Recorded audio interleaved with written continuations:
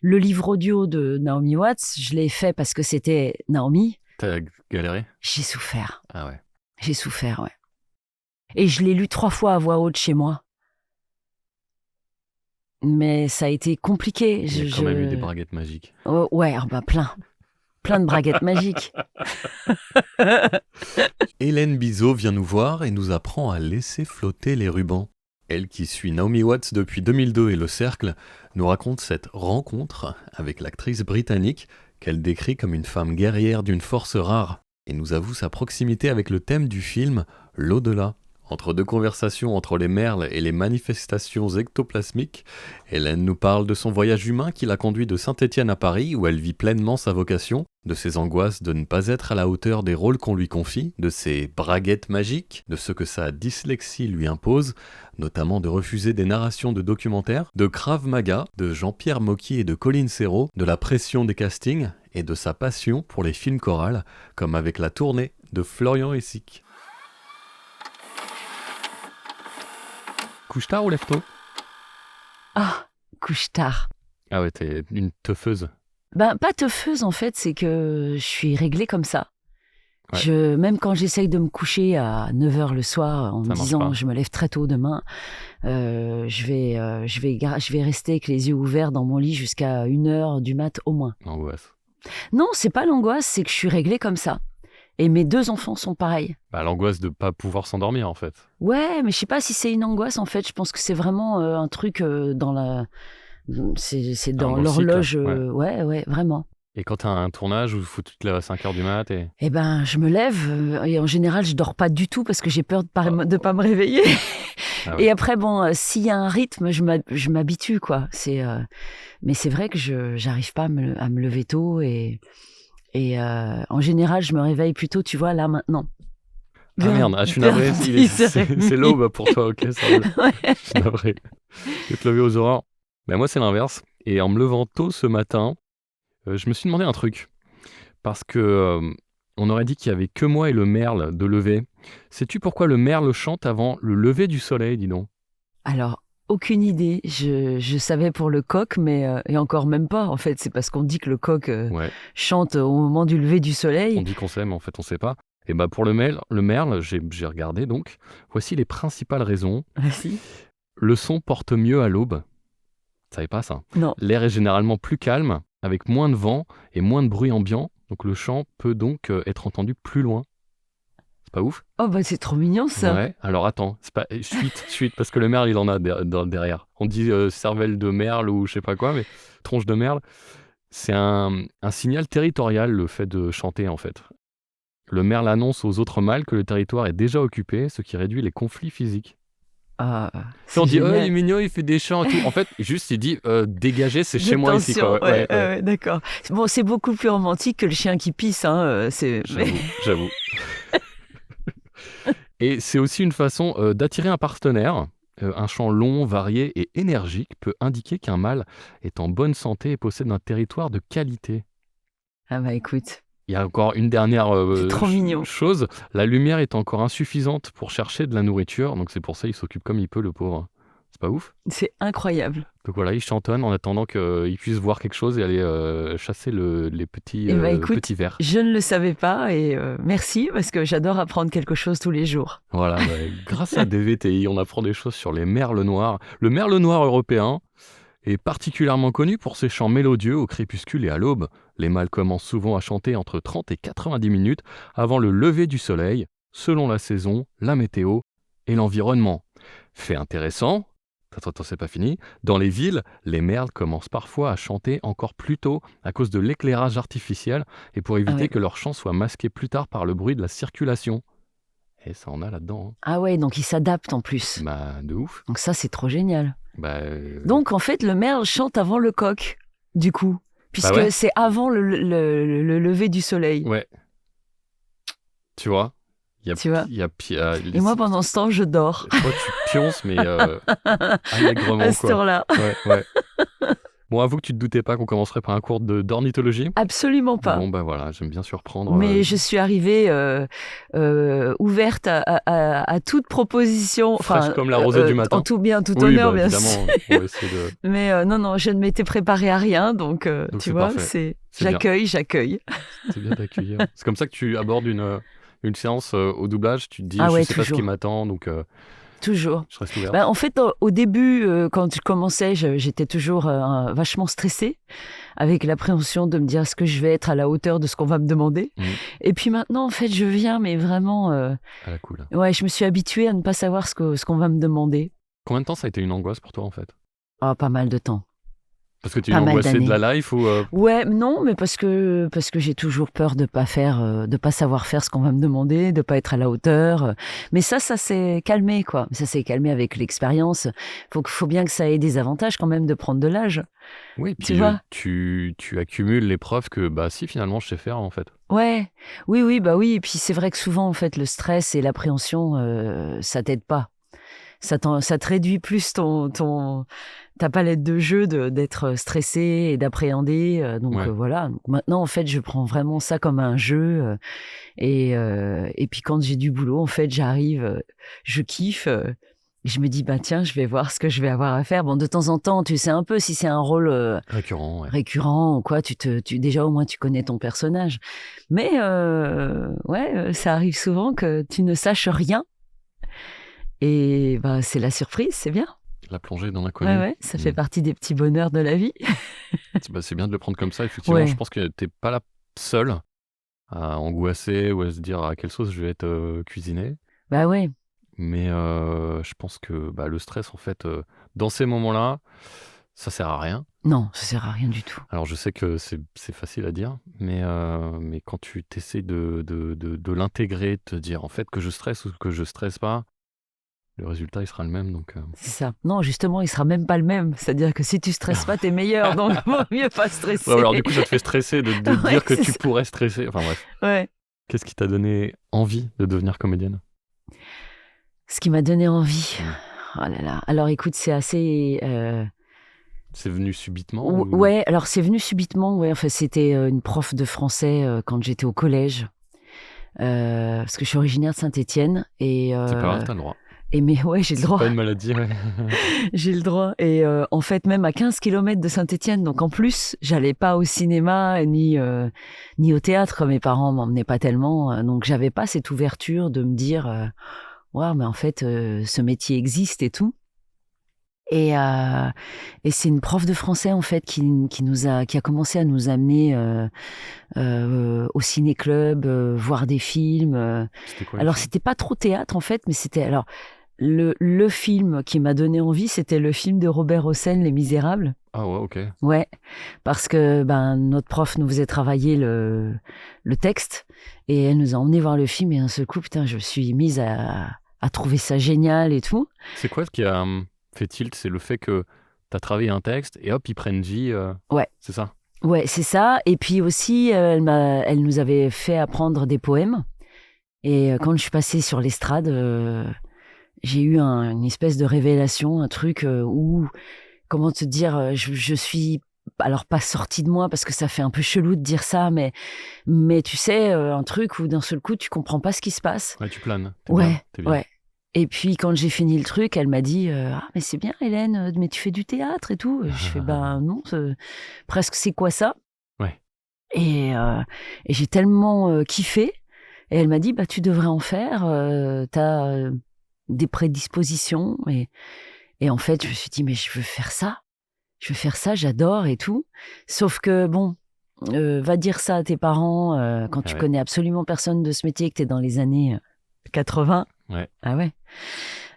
Donc j'en ai parlé à personne, sauf à mon amie, ma super pote du collège, quoi, à qui je disais je vais être comédienne et tout. Et elle disait quoi? Et c'est marrant parce que j'ai retrouvé un petit mot dans ma chambre parce qu'on a vendu la maison de mes parents il y a pas très longtemps et j'ai retrouvé un petit mot dans ma chambre d'ado de cette amie copine, Sophie Berger et elle m'avait mis une petite photo de 37.2. Ok. Et elle m'avait dit, t'y arriveras, je suis sûre, tu deviendras comédienne, tu verras. Et c'était la seule qui le savait. Et j'ai commencé à en parler à ma maman quand j'étais au lycée, au moment où il faut que tu commences à choisir tes orientations. Ouais, parce que là, pas le choix. Sauf que j'étais première de ma classe en maths Wow. et avant-dernière en français parce que j'ai toujours eu, mis à part cette année-là où ma prof de français m'a donné envie de faire ce métier, donc elle a révélé quelque chose en moi et elle était super cette prof. Mais sinon, j'ai pas été très gâtée en prof de français. Et par contre, j'avais des super profs de maths. Donc du coup, j'étais super bonne en maths. Et en français, c'était un peu compliqué. Ouais, tu vois, comme quoi, parce que c'est le vecteur qui fait qu'on adhère ou pas à un truc plus que la matière en elle-même. Parce que Ouais, une matière, c'est une matière comme une autre, en fait. On en a 20, on en a 30, voilà. ouais. Mais si le prof, il est passionné, il va être passionnant et du coup, tu vas accrocher à la Mais c'est matière. ça. Mais c'est vrai que dingue, hein, les profs, c'est tellement important, Ouais. quoi. Ils ont une responsabilité de ouf, quoi. Alors de ouf, et en plus, pour les remercier, on les paye comme de la merde. C'est ça. C'est ça qui est bien. C'est ça. Et c'est bien dommage. Bah grave. Mais donc effectivement, et donc quand je suis passée en première et que je devais faire un choix et que j'ai dit à mes parents, je vais faire A, Alors, mon père il m'a regardé bizarrement, il m'a dit mais attends, t'es première en maths et avant-dernière en français, ouais. tu vas pas faire un bac A, c'est pas possible. Donc j'ai fait un bac S et D Ok. et heureusement parce qu'en fait c'est grâce aux maths que j'ai eu mon bac. Donc Comme bon quoi, les voilà. maths à la rescousse. Ok. Ah ouais, c'est ça. Et après, ben, j'ai dû trouver un travail autre pour pouvoir me payer mon école de théâtre ensuite, parce que je pouvais pas partir de chez moi et faire une école de théâtre payée par mes parents, parce que je pouvais pas leur dire bon ben je vais faire comédienne, mais vous me payez mon cours de Ouais. théâtre et tout. Donc en fait j'ai fait 3 années de visiteuse médicale. Visiteuse médicale, Ouais. c'est quoi ça? Bah en fait je travaillais pour Rhône Poulenc, c'est tu vas voir les médecins et tu leur présentes les médicaments du labo pour Ah ouais, lequel tu ok, d'accord. travailles. Mais tu vends pas en fait. VRP? Ah non. C'est un peu commercial quoi, mais c'est Commercial pas sans vendre. commercial dans le sens où tu vends pas et c'est considéré comme de l'information médicale. Ok, je vois. Donc tu présentes les études qui ont été faites sur les médicaments que tu présentes et j'ai eu une chance inouïe parce que je présentais des médicaments qui avaient vraiment fait leur preuve. C'était des médicaments qui étaient plus vieux que moi. Comme moi, j'avais 20 ans et je présentais, je sais pas si ça va te parler, mais Prophénide, Rovamicine. Enfin, c'était des antibiotiques, des antidouleurs qui étaient hyper et qui existent encore. Hmm. Donc, c'était des super produits. Tu prêchais à des convertis, quoi. Presque. Bah, ouais, en fait, je leur disais, bon, bah, si vous avez des questions, ouais, mais bon, mais les médicaments que je vous présente, ils sont plus vieux que moi, donc je pense que vous devez les Ouais, connaître. ouais. Et j'ai fait un an et demi sur Nice et la Corse. Bon, ouais, Donc sympa. j'étais sur toute la Corse. Sympa. Donc c'était super. Je Ah me ouais. suis fait plein de copains corses qui étaient, mais moi j'adore les Corses. Hein. Vraiment, c'est vraiment une mentalité que j'adore. Dédicace. Et puis après, je suis retournée vers chez mes parents. J'ai fait un an et demi Auvergne et Haute-Loire. Donc c'était un peu différent. Un peu, oui. C'était Bon, une, écoute. c'était une autre mentalité, Oui. quoi. Mais c'était bien aussi, quoi. Bah, il Mais, faut de tout pour ouais. faire un monde. Et j'ai D'accord. mis de l'argent de côté pour me payer mon école de théâtre. C'était chez Rollet, l'école de théâtre ou... Bah disons que ce qu'il y a, c'est que comme je venais à Paris, il fallait que je paye mon loyer, ma Ah oui. bouffe, parce que je ne voulais faire que ça en fait. Je voulais pas venir à Paris et être serveuse et faire du théâtre quand je pouvais en étant complètement crevée. Je voulais vraiment faire que ça. Et donc j'ai fait que ça. C'est pendant un an seulement, mais j'ai fait que ça. J'ai fait l'école des enfants terribles. Ah ouais, ok. Ouais, T'étais décidé, quoi. ouais, T'avais vraiment, pris ta décision vraiment. et c'était Ouais, ça, et pas ouais. autre chose. Ok. Non, je voulais vraiment y aller à fond. Y a-t-il un rôle ou une rencontre qui a changé ta trajectoire professionnelle? Waouh. Bah en fait, plein. J'ai eu plein de rencontres qui ont... En fait, chaque petite rencontre, même les rencontres qui parfois n'ont pas été forcément agréables, ont changé. Ont orienté ta Ouais, ouais, trajectoire? Ouais, parce que d'après ce que tu nous racontes, t'es très sur l'humain. S'il y a quelqu'un qui t'encourage, hop, d'un coup, ça va devenir l'endroit où tu vas. ouais, C'est fou. ouais. Et chaque petit nouveau rôle, nouvelle rencontre, en fait, a fait que... En fait, moi, j'ai pas eu... comment te dire, le truc qui a changé ma carrière, ça a été à chaque fois des petites choses, des petites rencontres.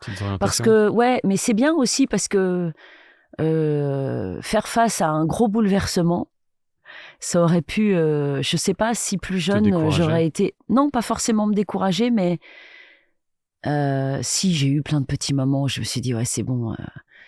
J'ai eu des trucs, je dirais pas de nom, mais des rencontres on te dit, c'est bon, c'est toi qui as le rôle et tout, puis d'un seul coup, le mec te saute dessus et tu fais so what Yes.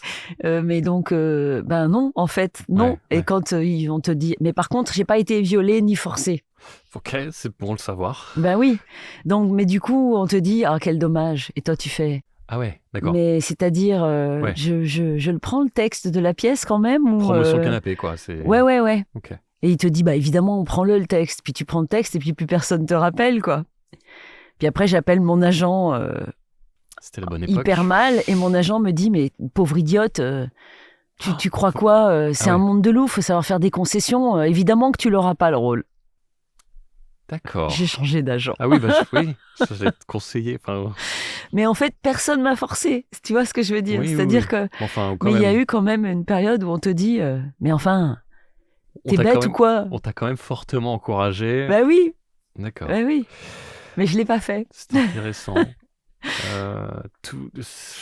donc j'ai fait, mais j'ai continué mon petit bonhomme de chemin et tout. Et puis, ben, moi, en fait, ma réussite, j'ai jamais rêvé d'être connu ou quoi. Ça n'a jamais été un objectif. Alors connu du métier, si, parce que t'as envie que les gens t'appellent sans que t'aies à faire tout le temps la démarche d'aller chercher du travail. Mais connu de manière genre fan et tout ça, machin, ça a jamais été mon rêve. En fait, moi, mon rêve, ça a été toujours de vivre de mon métier. Ce qui est le cas aujourd'hui. Bah, c'est le cas, puis Ça, c'est le cas. Je vais fêter mes 30 ans de... Oh, petite tu te rends bougie. compte? Oh la vache. Ouais, 30 ans hein. d'intermittence du spectacle au mois de juillet. Waouh, c'est plus vieux Donc, que ta fille. Ta fille, elle a quel âge? Ma fille a 24 ans. Ouais, donc c'est plus vieux que ta fille. Ouais, c'est plus vieux que ma fille. Ouais. Wow, c'est pas rien. Hein. Bon, non, écoute. donc c'est génial. Et puis c'est ça, mon vrai bonheur, c'est de vivre du métier que j'ai toujours rêvé de faire. Donc ça, c'est extraordinaire. C'est-à-dire que le matin, quand je pars pas... je pars avec la banane, quoi. Je suis super... Même après 30 ans, t'as la lucidité de te dire c'est une chance. Ah ouais. Ah mais oui. Il y en a qui le perdent de vue, tu sais. Ah non, moi je l'ai jamais perdu. J'ai jamais perdu, vraiment. Je suis toujours... Alors parfois, j'ai eu dans des périodes où je travaillais beaucoup, et où je me suis dit, et du coup, où j'ai d'ailleurs refusé du travail, parce que je me disais non, je veux pas que ça devienne... La routine. Ouais. Je veux pas cachetonner, en fait, ou faire de l'argent, ou... Tu vois ce que je veux dire? Parce que ça a jamais été ma motivation. T'es une extrême minorité. Hein. Et les gens aujourd'hui sont tellement angoissés qu'ils prennent tout. Ah ben attends, après, quand tu travailles moins, tu prends, ouais, mais tu prends justement, tout. Là, je te parle de gens qui prennent tout. Donc, qui font 5-6 cachets par jour. Non, mais ça, je l'ai jamais fait. J'ai jamais fait. Angoissé, parce que et puis même, après, physiquement, faut tenir aussi, quoi.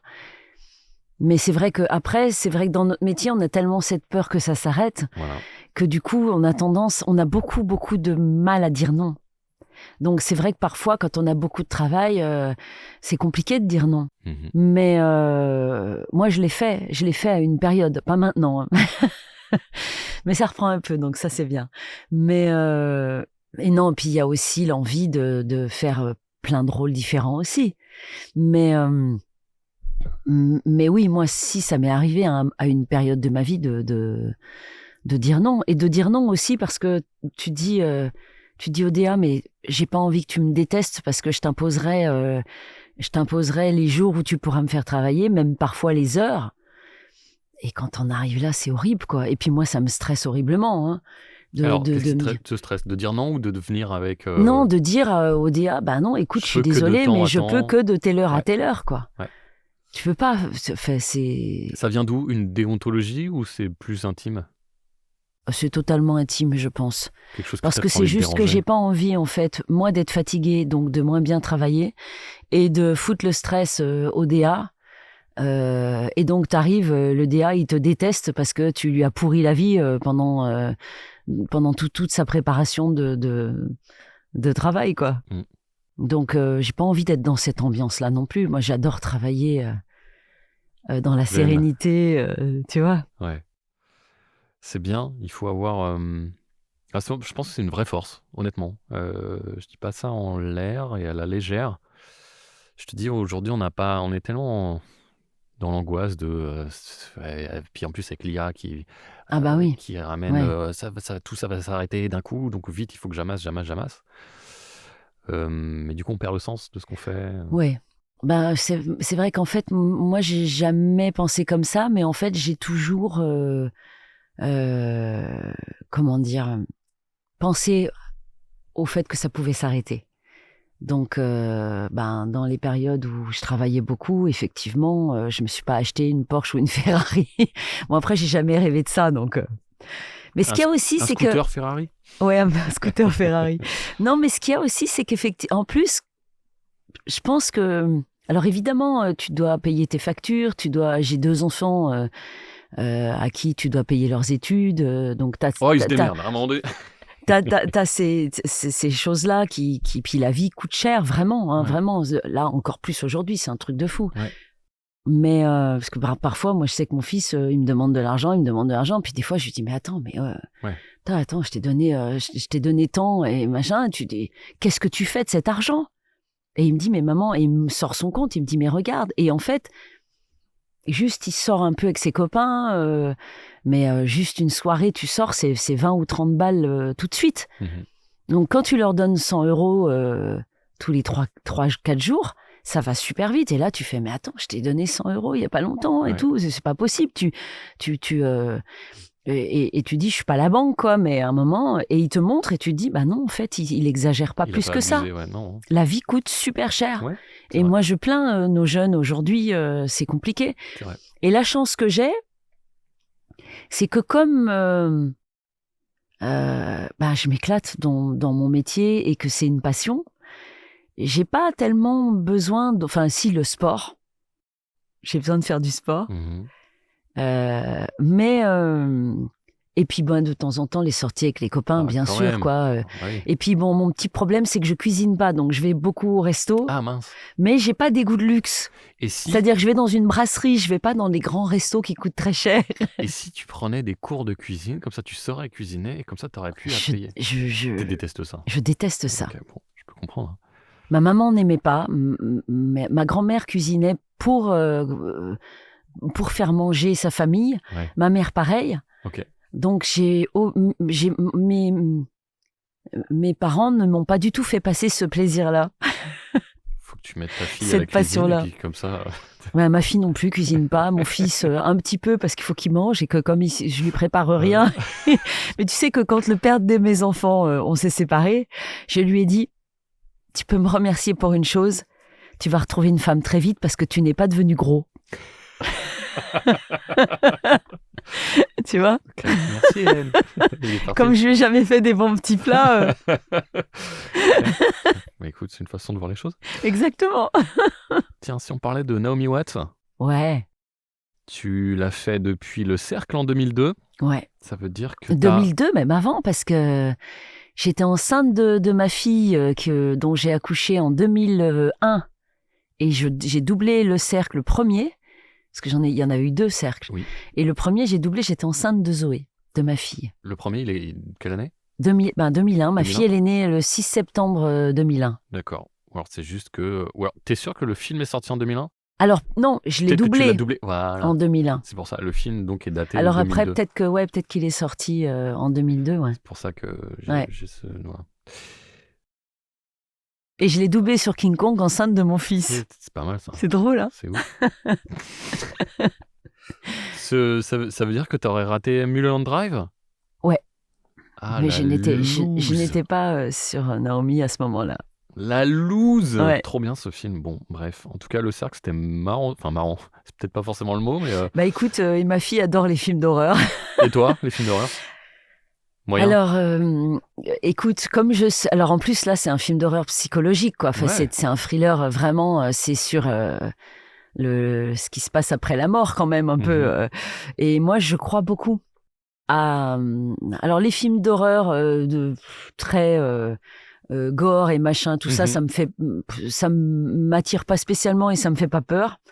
Mais par contre, les films d'horreur sur l'au-delà. Où tu te fais manger par des cassettes vidéo. C'est des esprits quand même. Enfin, Ouais. c'est un esprit dérangé. Ça, par contre, ça me fait énormément peur parce que je crois vraiment qu'il y a quelque chose après la mort. Vraiment. Je suis persuadée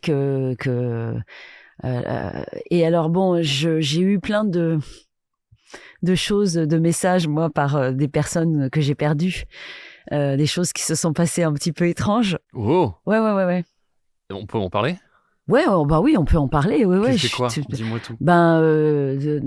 Déjà, je peux parler de Florence Dumortier, hein, qui est une comédienne, qui était une comédienne exceptionnelle, incroyable et qui faisait du doublage aussi, et qui était ma sœur de cœur, qui est partie beaucoup trop tôt. Et elle est venue, elle m'a fait passer des messages, oui. Elle m'a fait passer des messages. Ça s'est concrétisé comment? Ah ben des trucs, je vais parler mais c'est un petit peu long, ça va? Aucun problème. Eh bien écoute, comme ça je lui rends hommage en plus, donc ça me fait plaisir d'en parler. Une fois, parce que j'écoute des podcasts le soir pour m'endormir. Sur le surnaturel ou pas du tout? Pas forcément, non, pas spécifiquement, mais ça m'endort.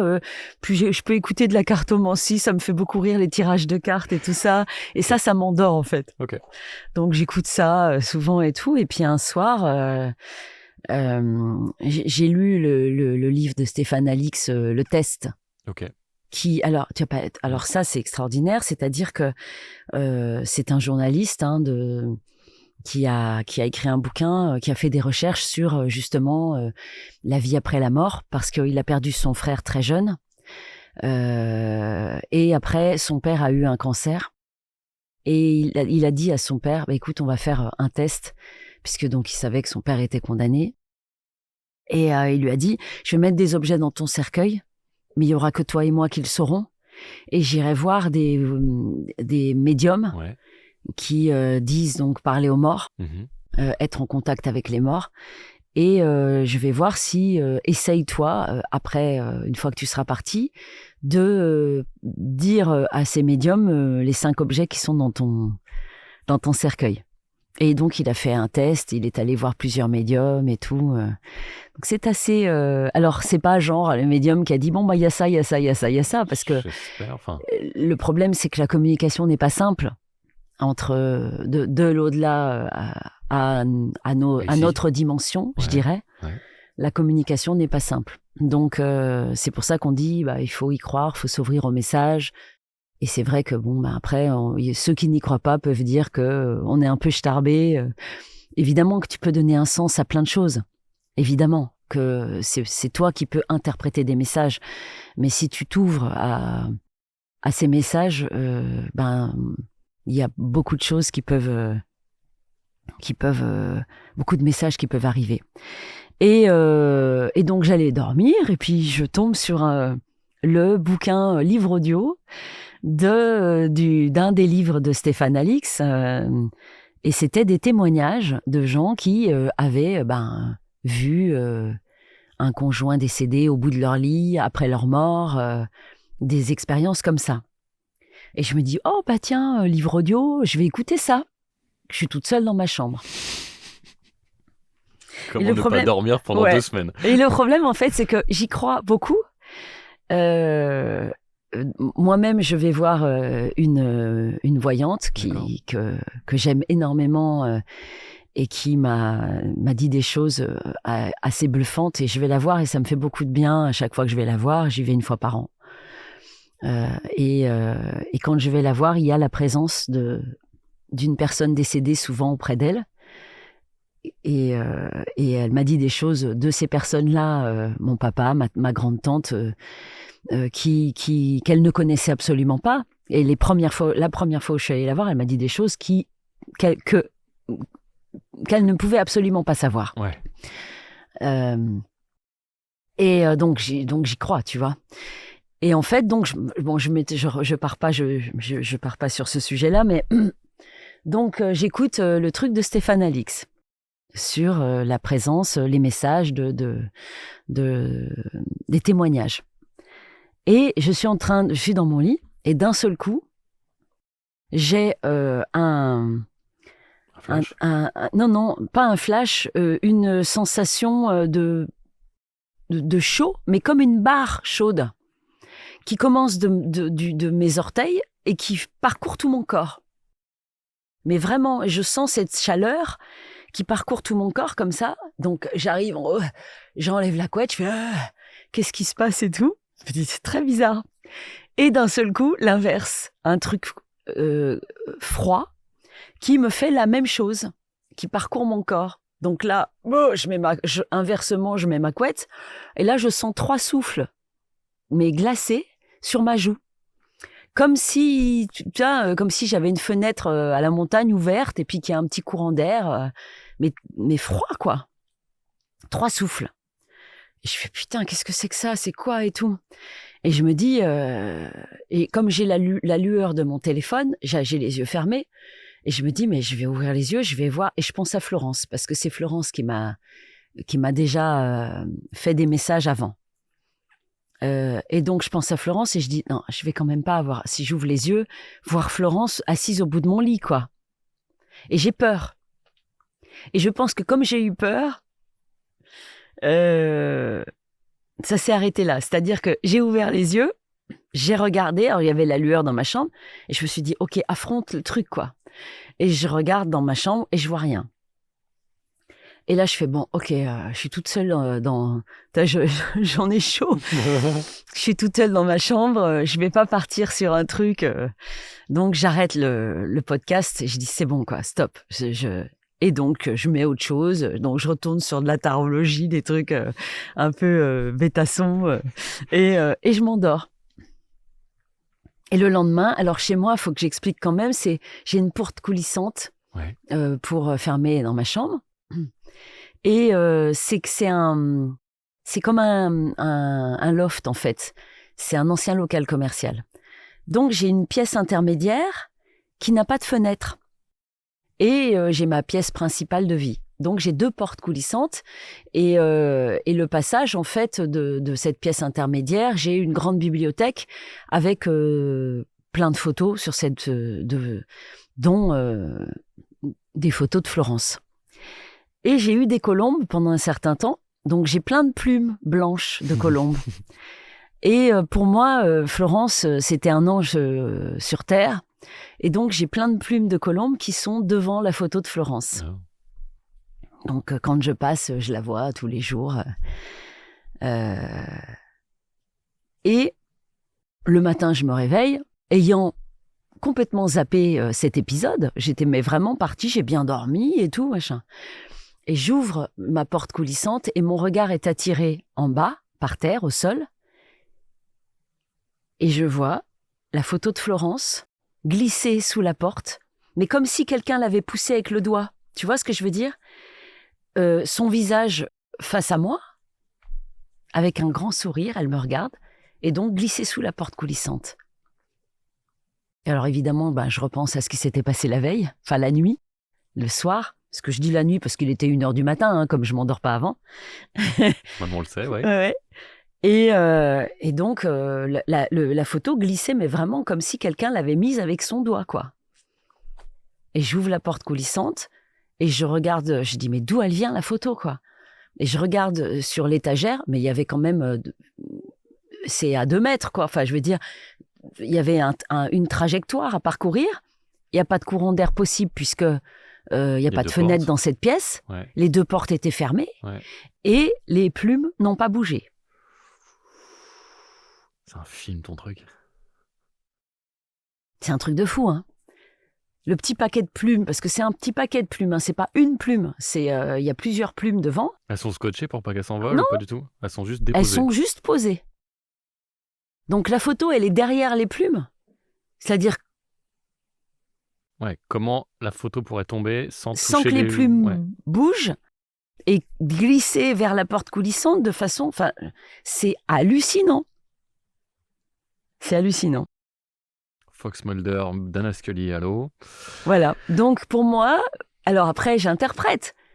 Mais pour moi, comme j'ai eu peur, il y a pas eu... C'est pas allé au-delà de... Alors moi, je pensais à l'apparition au bout du lit parce que j'étais en train d'écouter des témoignages qui parlaient de ça. Ouais. Donc, sur le coup, je me suis dit, bah, attends, je vais voir Flo au bout de mon lit, quoi. Elle a pas voulu te faire Mais j'aurais presque peur. aimé, tu vois. Ouais. Parce que ça m'est jamais arrivé au point d'avoir des visions, tu vois, de voir. Mais voilà, j'ai quand même eu la photo de Florence. Maintenant que tu l'as exprimé à haute voix, peut-être qu'elle sort. Ouais. Et après, voilà. Et c'est vrai que tout ça, moi, me passionne. Et puis bon, après, j'ai perdu Florence, mais j'ai perdu aussi une autre amie d'enfance très jeune. Et bon, ma façon à moi, en fait, de dépasser ça, c'est de me dire qu'elles sont toujours là. Mmh. Et c'est vrai que du coup, j'ai beaucoup moins peur de la mort. Mais c'est vrai que comme j'ai lu dans le truc de Stéphane Alix aussi, tu vois, qu'il peut y avoir aussi des mauvais esprits. Donc, je n'ouvre pas trop ce truc-là. Et parce que j'ai peur de ne pas faire face, enfin, ou de me retrouver... Ça, c'est un mauvais. Ah bah oui. Ouais. Et que je gère pas du tout ça, quoi. Alors peut-être un jour, je m'y intéresserai vraiment d'une manière plus intense et plus... mais bon, par contre, je suis très ouverte à... j'y crois énormément et aux messages qui peuvent arriver, ouais. Quand tu as... Et quand quelqu'un part, je considère qu'elle part pas vraiment. Ce n'est qu'un au revoir. Ouais, c'est ça. Okay. Est-ce que ça a changé ta façon de travailler, notamment sur un film comme Le Cercle ou la suite, ou est-ce que ça a apporté quelque chose à ton interprétation, tu dirais? Le fait d'être plongé un peu, d'y croire, de... Ben, si j'ai un personnage si je suis sur quelque chose qui traite de ce sujet-là, évidemment que, déjà en plus je vais adorer parce que comme c'est un sujet qui me parle vraiment et que je m'y intéresse, oui, évidemment que ça peut j'ai une ouverture par rapport à ça. Je suis pas fermée à l'idée qu'il peut y avoir des choses inexpliquées qui se passent. Donc effectivement, et un sujet comme The Ring, mais bon, j'y étais déjà très sensible et tout.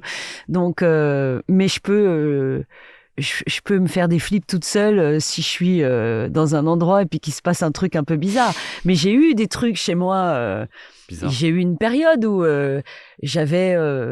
une fois, j'avais un paquet de papier cul qui était posé sur la table chez moi. Je pars à l'autre bout de la pièce, je reviens, j'entends un bruit, je reviens et le paquet de papier cul qui est tombé par terre. Alors qu'il était posé, mais vraiment... Et j'ai eu une période... c'était dans cette période-là, en fait, où j'avais plein de trucs qui tombaient et tout. Est-ce que tu crois que c'est une présence qui voulait te dire, quelque part, tu me fais chier? Alors, pas tu me fais chier, mais me faire passer des messages, quoi. Mais ouais, j'ai eu... Mais je l'ai dit, j'ai dit stop. Ah ouais? Ouais, j'ai dit stop, parce qu'il y a un moment... En plus, c'était à la période où je vivais toute seule chez moi. Mon fils est revenu vivre à la maison, donc maintenant je suis moins toute seule. Ouais. Mais oui, c'était une période en plus où je vivais seule et il y a un moment j'ai dit non, mais ça suffit maintenant, ça y est, j'ai compris. J'ai compris que vous étiez là. C'est bon, stop. Vous pouvez vous allumer Netflix si vous voulez sur le canapé, il n'y a pas de problème. Mais touchez pas à mon PQ. Mais non, mais parce que quand t'es tout seul, tu flippes un peu quand même. Donc oui, évidemment que je pense que c'est une énergie que j'ai en moi aussi, quoi. Certainement, donc ça... Et je kiffe faire des trucs comme ça en plus. C'est ça qui est fou, c'est que ça me fait un peu peur. Et en même temps, j'adore. Donc en plus, c'est le premier film où tu t'as fait Naomi. Ouais. Est-ce que tu l'as vu comme un signe ou tu t'es dit, ouais, c'est un truc paranormal qui me parle à moi directement? Alors non, en fait, je t'avoue que... Bon, après, tu sais, quand t'arrives sur un film, en plus, là, c'était mon premier... Gros film. Ouais. Donc j'étais tellement flippée, j'avais tellement peur de pas être à la hauteur et que j'étais beaucoup plus dans la concentration de la concentration de travail et tout que que d'avoir le recul du sujet. Tu vois ce que je veux dire?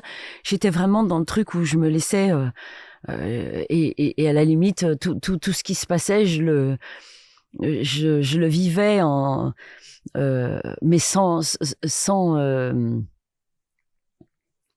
avoir le recul en fait. Tu vois de l'histoire en soi. J'étais trop sur le travail quoi. T'en gardes un bon souvenir quand même ou... Ah bah ouais. Parce que c'est le premier gros 35 que t'as fait. Ouais, c'est ça, ouais. Bah Ouais, oui. petite, Oui, et puis ça a tendresse. été une rencontre, vraiment. Trop C'est bien. vrai hein, que...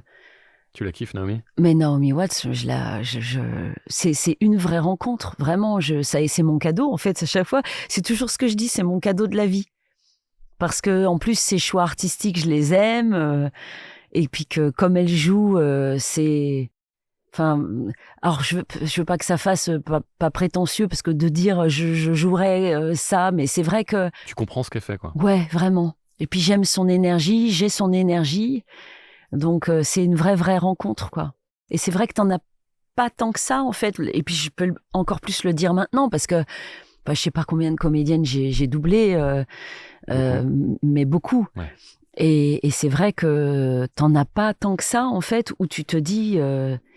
comme s'il y avait une petite évidence, quoi, un truc où la voix correspond, t'as un peu le même timbre de voix, la même énergie, donc les choses se font simplement, et du coup t'as pas la difficulté de chercher, Ouais, je vois. tu vois, Tu saurais me la décrire? te décrire Naomi Watts. Son style de jeu. Eh ben en fait je trouve qu'elle a une certaine douceur, mm, avec une énorme force derrière. Mais je trouve que c'est pas cette force-là qui passe avant. C'est-à-dire que c'est, pour moi, c'est une femme forte, incroyable, incroyablement forte. Et en plus, là, elle a pris des positions que j'aime énormément. Là, j'ai fait le livre audio de son bouquin. Ok. Elle a écrit un bouquin sur la ménopause. Alors, c'est pas très... Mais justement, tu vois, c'est pas un sujet romantique. C'est-à-dire que c'est un sujet dont on n'a pas parlé pendant très longtemps.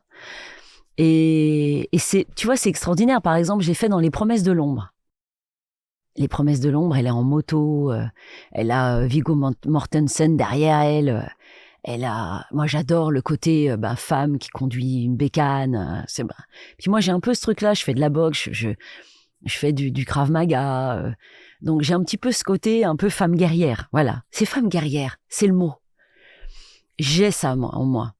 Mais je suis, je pense, très féminine, très sensible. Tu vois, quand on me demande de jouer des femmes dures, j'ai du mal. Parce que je suis pas dure. J'ai beaucoup de sensibilité, beaucoup de douceur. Elle a ça. Mais en même temps, je suis guerrière. Et elle aussi, elle a ce truc-là. Et ce qu'elle fait d'écrire un bouquin sur la ménopause, sur nos faiblesses, et oser parler de nos faiblesses, c'est une force. Et elle le fait, elle, dans son bouquin. Et à un moment donné, elle raconte la difficulté qu'elle a eue pour avoir ses enfants.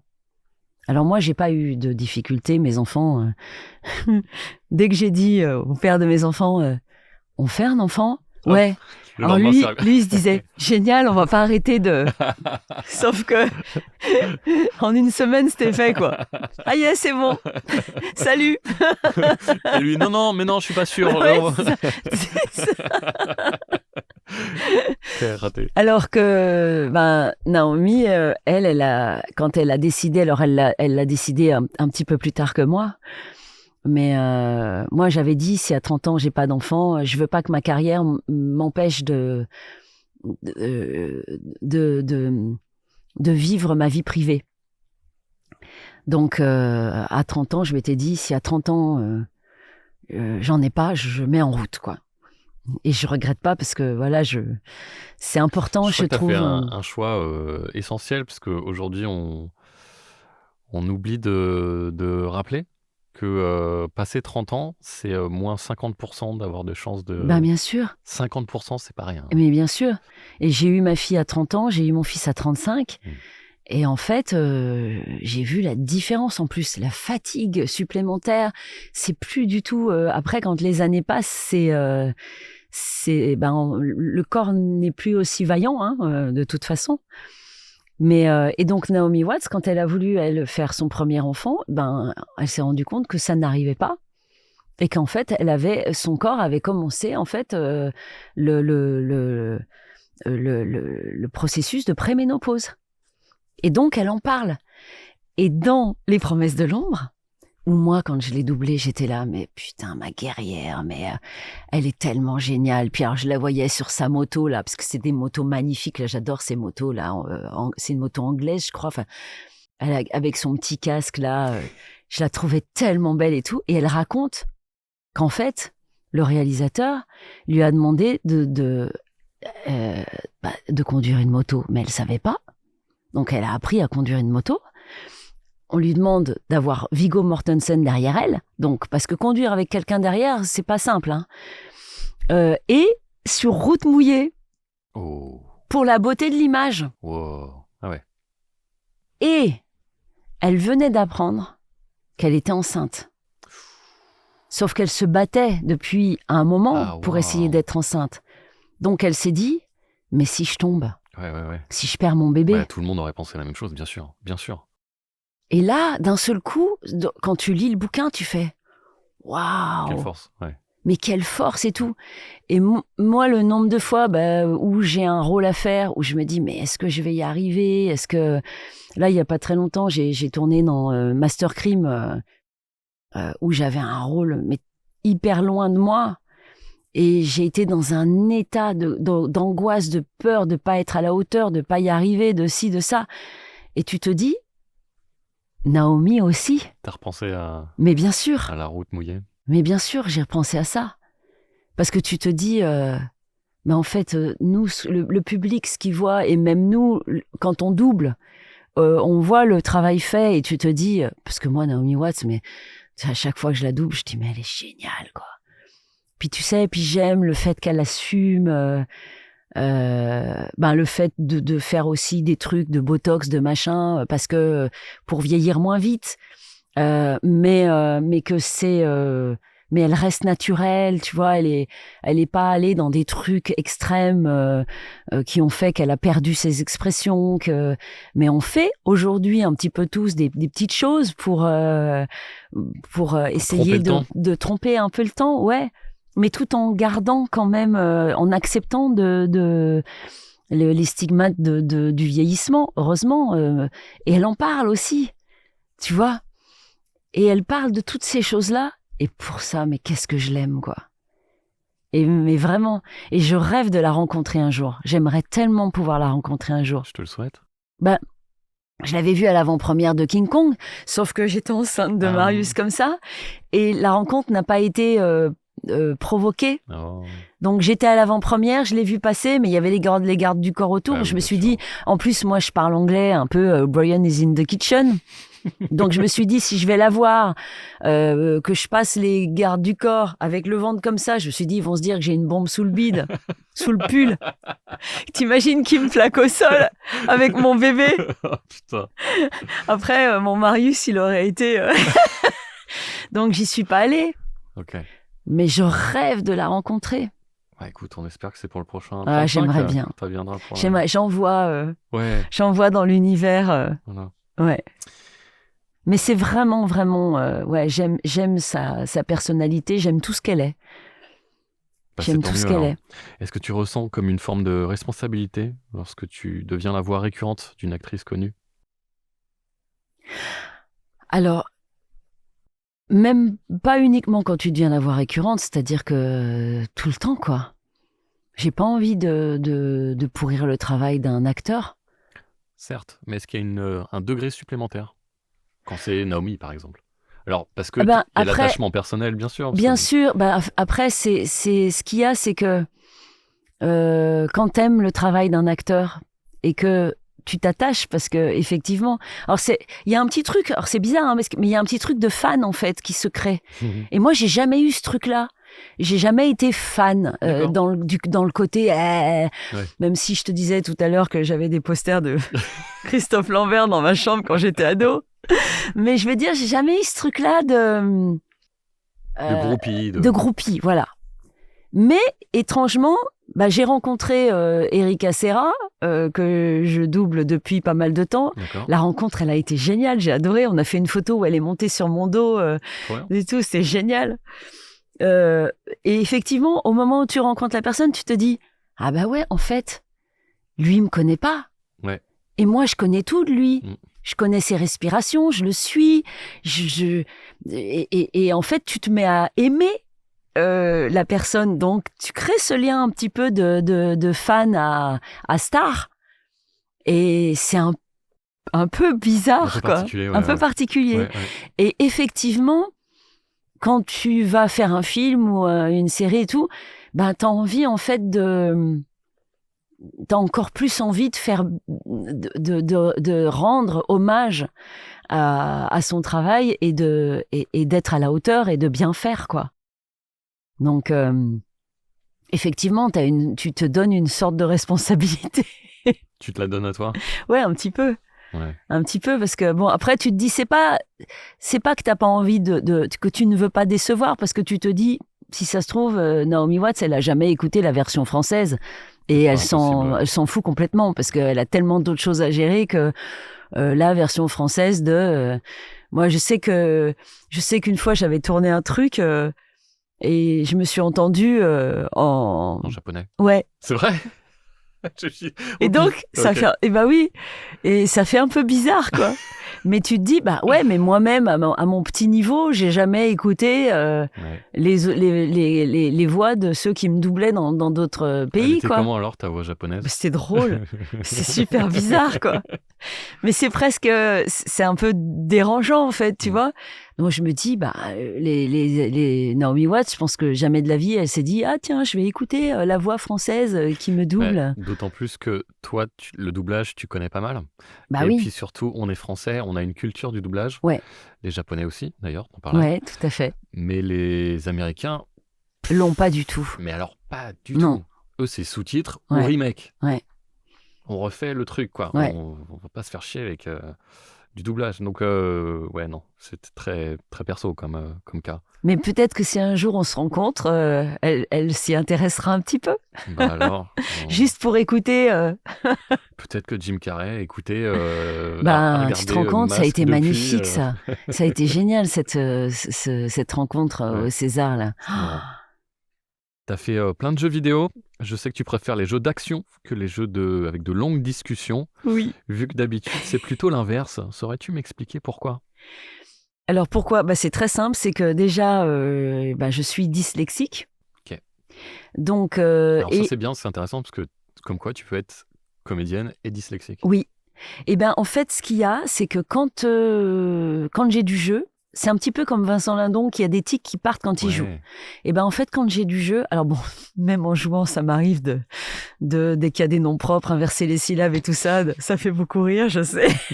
Ou de dire un mot pour un autre, ça m'arrive. Bon, il y a eu beaucoup de petites situations drôles. Quand j'avais doublé sur... J'étais avec Catherine Leland, c'est elle qui m'avait donné ma première grosse série et tout, tu vois. Et je me retrouve quand même au micro entre Patrick Poivet et Michel Papineski. Et je suis obligée de le dire parce que c'est une anecdote qui est rigolote. C'était une série de policières un peu glauques où il se passait des trucs horribles et tout. Et c'était une histoire de pédophilie. Bon, c'est un sujet d'actualité aujourd'hui, mais c'était il y a quelques années quand même, parce que c'était mon premier rôle récurrent un peu important avec des stars de doublage et tout. Donc j'étais hyper impressionnée. Et donc je me retrouve donc au micro et il y avait donc une histoire de pédophilie et mon personnage disait en parlant d'un juge, ah ouais, tel juge encore et sa baguette magique, hein. Tu sens venir le truc. Et moi, je fais le truc et la je baguette. fais... Braguette Oui, magique. évidemment. Mais j'avais lu Braguette. Donc moi, je me dis, bah, c'est une histoire de pédophilie, machin, nanana. Donc je lis Braguette, c'est Braguette, quoi. Donc je fais, ah ouais, tel juge et sa braguette magique. Et là, évidemment, tout le monde part en fou rire, quoi. Bah. Et moi, je suis là, bah, Qu'est-ce que j'ai fait? Ouais, je comprends pas, quoi. Sauf que c'était écrit baguette. Bah, j'imagine bien. Et j'ai lu Braguette. C'est ça qui est drôle, l'innocence en plus derrière, c'est Oh bah là quoi, là qu'est-ce là que là. je dis Oh putain. Donc ça rajoute au Ouais, donc ça, à c'était... l'hilarité. Et effectivement, quand il y a du jeu, ma dyslexie disparaît pratiquement complètement. Mais par contre, dès qu'il y a des trucs un peu didactiques, des trucs, tu vois, je ne fais jamais de commentaires de documentaires. Quand on m'a appelé pour en faire, j'ai dit non. Non, je peux pas en fait. Le livre audio de Naomi Watts, je l'ai fait parce que c'était Naomi. T'as galéré? J'ai souffert. Ah ouais. J'ai souffert, ouais. Et je l'ai lu 3 fois à voix haute chez moi. Mais ça a été compliqué. Il y a quand même eu des braguettes magiques. Oh, ouais, bah plein. Plein de braguettes magiques. Tu fais toujours du Krav Maga? Alors, j'ai arrêté. Ah mince. Ouais. Ok. Tu me décris ce que c'est en fait, parce que... Bah, le Krav Maga, en fait, c'est de la self-défense. C'est du combat israélien enseigné à l'armée israélienne. Et c'est de la défense par l'attaque. De la défense par l'attaque. Ouais. Pour que tu puisses pas m'attaquer, je vais t'attaquer d'abord. Ouais. Ok. Exactement. Et j'adore. Mais j'ai arrêté parce que c'était obligé de faire du combat pour apprendre. Et donc j'en ai fait pendant 9 ans. Ouais. Et en fait, il y a un moment, je jouais au théâtre et j'avais dit à mon prof, je ne peux plus faire de combat parce que je peux pas me blesser. Ah oui, oui. Et mon prof m'avait dit non, mais t'inquiète pas, tu vas combattre avec moi. Moi, je risque pas de te blesser et tout. Et puis, il me donne un coup sur le côté, je pars, il me fait une énorme béquille sur la cuisse. Bâtard. Et pendant une semaine, j'avais des décharges dans la cuisse, Wow. un truc de fou. Et dans la pièce, je jouais, je devais m'asseoir sur un tout petit pouf. Donc, à chaque fois que je m'asseyais, j'avais une douleur dans la cuisse, mais un truc monstrueux. Donc, avec le sourire, Ouais. t'es là, tu fais OK. Et là, je me suis dit, non, mais en fait, si je me blesse... pire que ça. Ouais. Et en fait, ma hantise, c'est de ne plus pouvoir faire de sport. Parce que j'en ai vraiment besoin pour me défouler. Je vois. Donc après, du coup, je suis passée à une activité de boxe, mais boxe que dans le sac. Je crois que tu allais me dire le badminton. Non. Boxe que dans le sac et avec de la musique, tout ça, où le sac te rend pas les coups, donc c'est génial. Sauf que tendinite à l'épaule, donc maintenant je fais du body combat, je suis dans une salle et je tape dans le vide, comme ça je ne me fais plus mal. Tu vas finir dans une piscine comme les mamies. Ouais, c'est ça qui est horrible, quoi, putain. Ok. C'est terrible, hein, parce que faut c'est ne notre pas se lot à blesser, tous. mais en même temps pouvoir... parce que moi, alors le yoga, c'est pas mon truc, quoi. J'ai fait une fois un cours de yoga, j'ai failli taper la prof, quoi. C'est pas une obligation. J'ai eu envie de lui sauter dessus. C'est pas du Krav Maga, madame. C'est pas... C'est ça. Du yoga, il y a plusieurs façons de le pratiquer, et puis il y a plusieurs formes de yoga. Donc, tu as des yogas un peu plus dynamiques et athlétiques que Ouais, peut-être mais pas tomber sur celui ce qu'il qu'il y fallait. a, c'est que le travail où t'attends, tu fais travailler ton muscle, mais en fait, quand tu as trop conscience que tu travailles ton muscle, c'est insupportable. Moi, faut que je me défoule, faut qu'il y ait de la musique et faut que j'oublie que je travaille, en fait. C'est la seule façon que j'ai de pouvoir... Ça reste un peu ludique. Voilà, exactement. Tu fais pas mal d'images. J'ai l'impression que tu as encore plus en ce moment, enfin depuis ces 2-3 dernières années, j'ai l'impression que tu t'as relancé un peu à fond ta carrière. En fait, j'ai jamais arrêté. T'as jamais arrêté, vraiment? J'ai jamais arrêté, non. Alors, le théâtre, j'ai arrêté pendant une dizaine d'années pour mes enfants. Mais l'image, j'ai jamais arrêté. En fait, c'est juste une question de réseau, et puis alors je fais beaucoup de rencontres avec les castings, les réals, les ateliers, parce que je pensais un peu comme la barre du danseur. Donc, c'est quoi ça? En fait, ce qu'il y a, c'est que depuis quelques années, il y a des ateliers qui sont faits avec les directeurs de casting, les réals, tout ça, où tu travailles une scène, tu la prends, tu la passes devant tous les autres acteurs, tous les autres comédiens et le réalisateur ou le casting. Et j'ai toujours fait ça depuis que ça existe. Ça fait 7-8 ans que ça existe, ce genre de choses. J'ai dès le début commencé à le faire. Et je trouve ça très bien parce que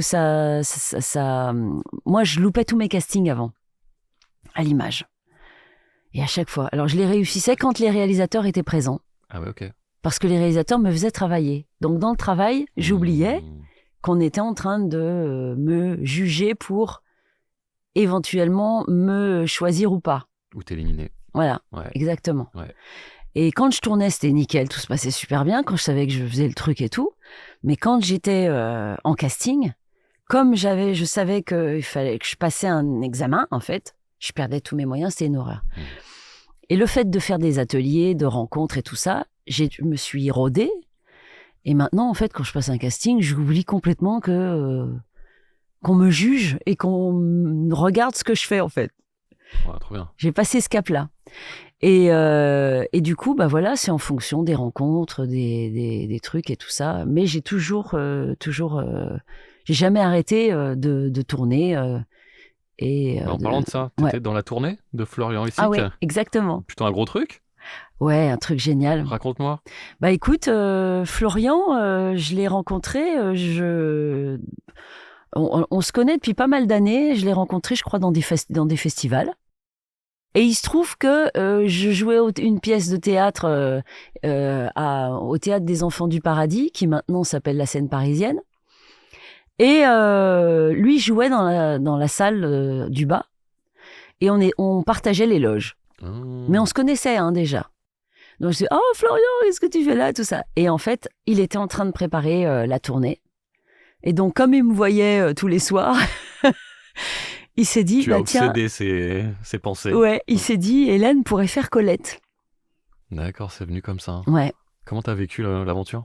Oh, j'ai adoré. Il y avait des petits sacrés monstres dans le casting. Ah ben ouais, Patrick Chenet, Florian aussi qui joue dedans. Et en fait, ce qu'il y a, c'est que c'est ce que j'aime, les films chorales. J'adore ça. Comme une pièce de théâtre. Ouais, comme une pièce de théâtre. Entrée-sortie, scène. Et il y avait, en fait, on était tout le temps 5 ou 6 à l'image, quoi. Et en fait, c'est une tournée d'avant-première d'un film un peu loose, dont Patrick Chenet fait le rôle principal de l'acteur un peu has-been. Et moi, je suis l'attachée de presse. Et en plus, Florian, il m'a écrit, parce que c'est Florian, il écrit, il joue, il produit, enfin, il fait tout. Il prend le son en même temps qu'il joue. Ah ouais, c'est un ovni, quoi. Et il a un mérite de ouf, quoi, parce qu'il fait ses films, il est incroyable, quoi. Et il m'a écrit un rôle mais extraordinaire, quoi, parce que Colette, elle passe un peu par tous les états, et il m'a fait faire des trucs assez drôles. Vous avez cherché un petit peu ou tu savais exactement là où il fallait que t'ailles Oh bah écoute, c'était de la comédie, ça m'a fait un bien fou d'ailleurs de jouer ça, parce que on me demande souvent de jouer des trucs un peu plus dramatiques, donc que j'aime aussi, hein, mais c'est vrai que j'adore tout jouer, en fait. J'adore la comédie, j'adore le drame, j'adore l'émotion, enfin j'aime tout. Mais le rôle de Colette, je me suis vraiment beaucoup amusée, vraiment. Il y a un moment qui te reste en particulier? Alors on va dire la scène où je suis le lendemain où où j'étais complètement bourrée dans le film, hein, Oui. où je finis en Catwoman. Ok.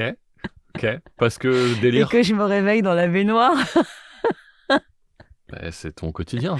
Et donc, c'était assez drôle à jouer. Voilà. Bon, cool. Mais que j'appréhendais, hein. Parce que? Parce que, attends... T'aimes pas Catwoman, en fait. C'est pas que j'aime pas Catwoman, mais faut pas que ce soit trop vulgaire non plus. Et puis les scènes où t'es bourré, c'est pas évident à jouer, parce que faut pas en faire trop, faut être sur le fil. Il y a une bonne façon de bien les faire. Non, c'est d'être bourré. Ouais, non, je l'ai pas. J'ai pas non, fait. on est professionnels quand même. Ouais, il faut quand même, un minimum. Les amis, pas ça chez nous. T'as joué dans 3 films de Jean-Pierre Mocky. 4. 4, mince, Ouais. j'ai mal compté. Ouais. C'est mal référencé. Comment tu décrirais sa façon de travailler? Alors moi, ce que j'ai adoré avec Jean-Pierre, c'est qu'il m'a proposé des trucs. Enfin, c'était plus grâce à Laurent Biras, qui était son premier assistant, et c'est Laurent un petit peu qui orientait Jean-Pierre sur ses choix Distrib? de distribution, ouais. Mais ce qui est génial, c'est qu'il m'a fait faire des rôles, mais déjantés, vraiment, quoi. Et c'est ça, c'était du gros kiff. Et Jean-Pierre, c'était un petit peu à la va comme je te pousse, hein. On improvise ou Ah ouais. Ah ouais. Ah ben enfin il y avait du texte, hein. Il y avait du texte, bien sûr, à apprendre et tout ça. Mais c'était genre, j'avais une scène d'enterrement de mon mari, donc je m'étais conditionnée pour être un petit peu en pleurs, En deuil, triste, en deuil, quoi. Et en fait, la scène d'enterrement, c'était une crise de fou rire. Merde. Fallait qu'on parte en fou rire. Ouais. Dans ces cas-là, tu fais comment pour passer du deuil aux Ah bah tu larmes? t'adaptes, hein. Ouais. Bah, c'est comme après c'est l'expérience du doublage est géniale parce Ah ouais, que le pas faux. doublage, t'arrives, tu sais pas ce que tu vas faire. Bah Moki, c'était un peu ça. T'arrives, tu t'attends vers un truc et puis d'un seul coup tu fais ah ouais, d'accord. Ah, c'est une crise de fou rire. Ok, très bien. Donc c'était génial. T'as un Non, film non, T'as un film préféré? un film préféré Ouais. de ce que j'ai fait ou un film préféré Allez, les deux, je prends. Ah, tu prends les deux. De ce que t'as fait et de manière générale. Bah écoute, de ce que j'ai fait, c'est Le Petit Gars de Ménilmontant. Ok. Euh, Pour quelle raison particulière? Alors, pour plusieurs raisons. Déjà parce que le rôle a été écrit pour moi. Et ça, Enfin, ça m'est arrivé, parce que ça m'est arrivé sur Bélange et sur là, un court-métrage que j'ai fait, Ligne de vie, là, que j'ai tourné cette année aussi. Donc, en fait, ah ouais, quand même. Eh 3 fois, on a écrit un rôle pour moi. Wow. Mais c'est génial, je suis ultra chanceuse. En fait, je suis en train de réaliser ça en me disant... J'avoue. Ah ouais, mais alors comme c'est des courts-métrages, les deux autres, tu vois, je l'ai moins marqué, ça m'a moins... Ah ouais, bah quand même, c'est S'il bien. vous plaît. Je suis une comédienne chanceuse. Bah alors. Mais donc, Le Petit Gars de Ménilmontant, c'était la première fois qu'on m'écrivait un rôle pour moi dans un long métrage. Voilà, c'est ça surtout. Et que j'ai fait toutes mes scènes avec Olivier Marchal. Ok. Et Olivier, ça a été un énorme cadeau de travailler avec lui. Il était acteur, hein, il était pas en tant que réalisateur. J'ai jamais travaillé avec lui en tant que réalisateur. J'aimerais énormément, vraiment. D'ailleurs, je lui ai dit plein de fois, Olivier, j'aimerais travailler avec toi en tant que réalisateur, parce que humainement, c'est quelqu'un que j'aime, mais profondément, vraiment.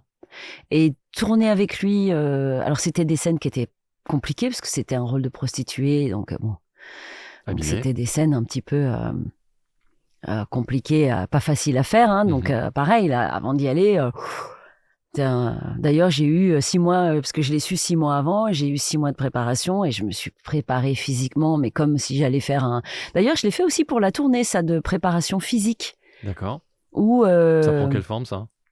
Eh ben, en fait, sport, pas d'alcool, pas de cigarette pendant 1 mois avant le tournage. Et et puis d'apprendre mon texte à fond. Je suis arrivée sur le tournage...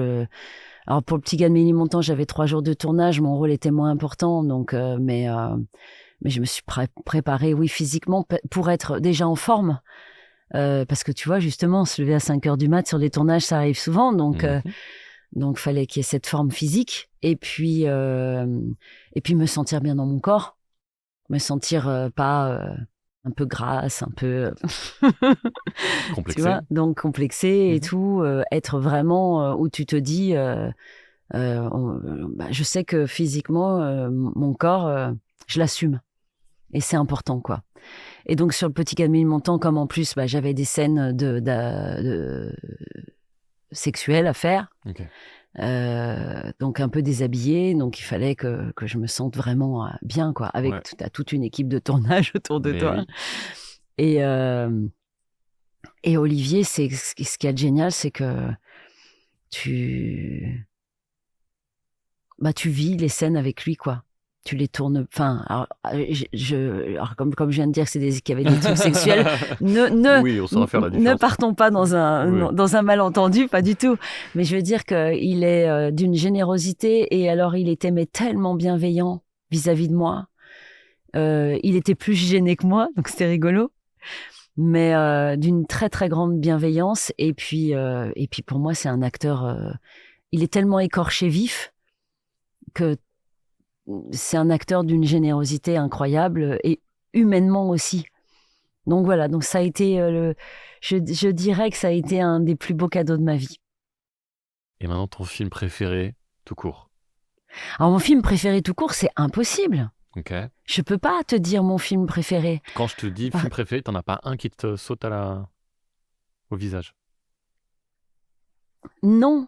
Parce que après, moi, il y a les films qui m'ont marqué. En fait, comme j'ai tellement voulu être comédienne. Donc, quand j'étais plus jeune, c'était des rêves. Mais tu vois, par exemple, quand je te parlais de Greystoke. Greystoke, oui. Ouais. Mais quand je te parlais des Misérables, Ouais. d'Ossen, alors c'est très drôle parce que je me suis retrouvée à la barre avec Tony Joudrier. Ok. Et Tony Joudrier, il joue dans ce film-là où il fait un des révolutionnaires. Mais quand il m'avait dit ça, j'étais à la barre avec lui, et je me disais, mais je suis à la barre avec un des comédien qui a joué dans ce film, qui pour moi était tellement loin pour moi, c'est un rêve d'un jour rencontrer quelqu'un qui jouait dans ce film, tu vois. Donc c'était, tu vois, mais 37-2, c'est un film que j'adorais, que vraiment. Et puis après, il y a eu tous les, il y a tous les trucs de ma génération, le Grand Bleu, tous ces films-là qui sont des films qui m'ont marqué. Les films, les premiers films de Besson, Subway, des trucs comme ça, des films. J'ai adoré tous les films de Colin Serrault. J'ai eu la chance de travailler avec elle. Alors pas de faire des ateliers avec elle, en fait. D'accord. Mais j'ai travaillé beaucoup. J'ai fait beaucoup d'ateliers avec elle, et parce que j'adore cette femme, j'admire. Et puis voilà, et j'adore la crise, j'adore Chaos, j'adore. C'était dans quel contexte les ateliers? En fait, je suis partie une semaine à Venise, dans sa maison. On était 6 acteurs.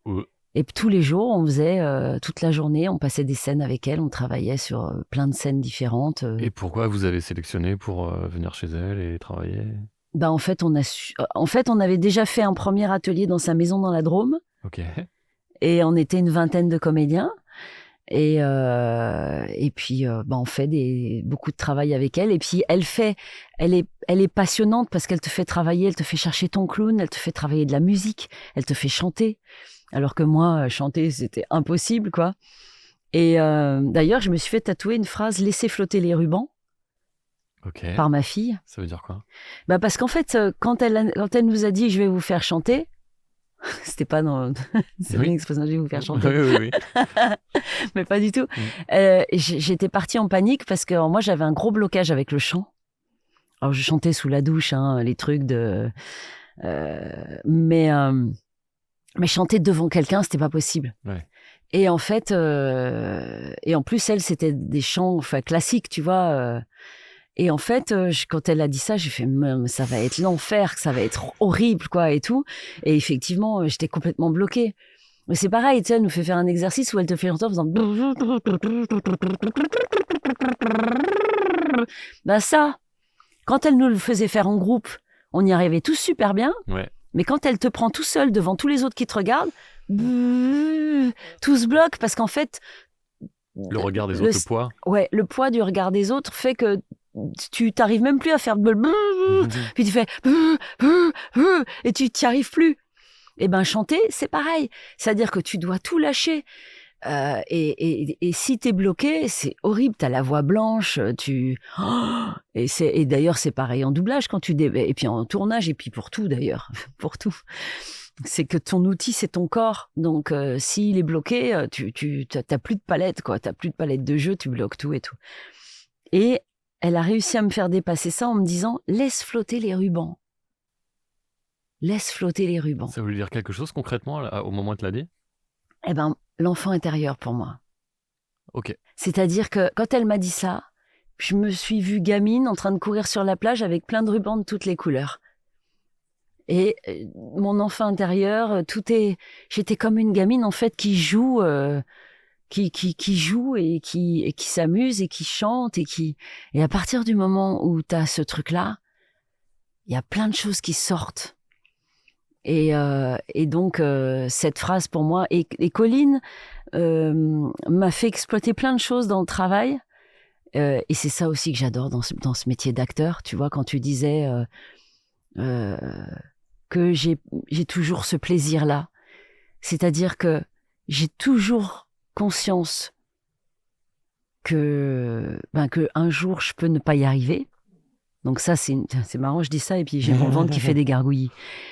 Mais en même temps, ce que j'adore, c'est que il y a chaque jour, même quand je vais fêter mes 30 ans de carrière quand même, là, au mois de juillet, de comédienne. Mon premier cachet de comédienne, je l'ai fait il y a 30 ans au mois de juillet. Fou. Donc c'est génial. Ouais. Pour moi, j'en reviens pas, quoi. 30 ans de bonheur. Tu vas faire un truc? Ah, j'ai envie, ouais. J'aimerais bien faire une grosse fête, quoi. Parce que, alors la fête, ouais, mais est-ce qu'un événement par rapport au métier de comédienne particulier, je vois pas.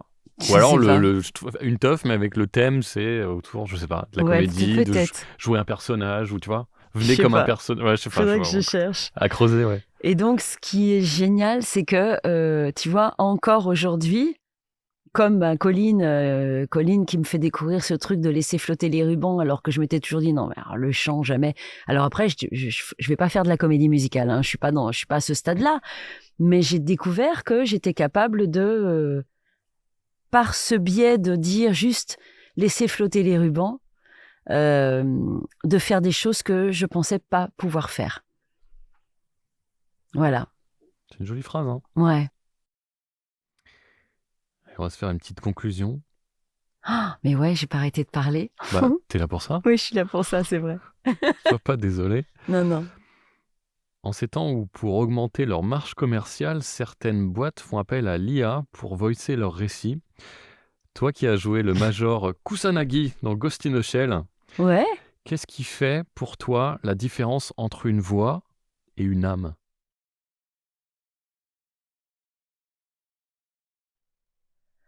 Wow. Qu'est-ce qui fait la différence entre une voix et une âme? Pourquoi tu n'es pas qu'une voix? Mais pas parce que... Parce que dans la voix, il y a, c'est ce que je disais tout à l'heure quand justement quand l'âme d'enfant et que j'arrive à sortir des sons qui m'étonnent dans le chant par exemple. C'est-à-dire que la voix, c'est tout ce qui sort de tout notre corps, mais de tout notre vécu, de tout ce que et puis quand je parlais aussi des dimensions et tout ça, de tout ce qui nous échappe. Et c'est vrai que ce qu'on a vécu, ce qu'on est, ce qu'on a, et notre inconscient aussi, parce que c'est pour moi aussi, ce qu'on a vécu, pas que dans cette vie-là, elle ressort dans les sons qu'on fait, dans les gestes, dans le regard, dans tout en fait. Mais la voix particulièrement, c'est quelque chose de tellement... c'est notre moyen de communication. Donc par la voix, tu peux faire sortir tellement de choses de toi. Une machine, elle peut pas avoir tout ça. Elle peut pas. C'est impossible. Ça imite. Ça fait semblant. Ben ouais, mais même nous, quand on... Parce que ça nous arrive aussi, nous, de faire semblant et d'imiter. Mais même quand on fait ça, c'est chargé de tout le reste. Alors que pas la machine. Merci Hélène. Merci Mathieu. Allez, salut l'artiste.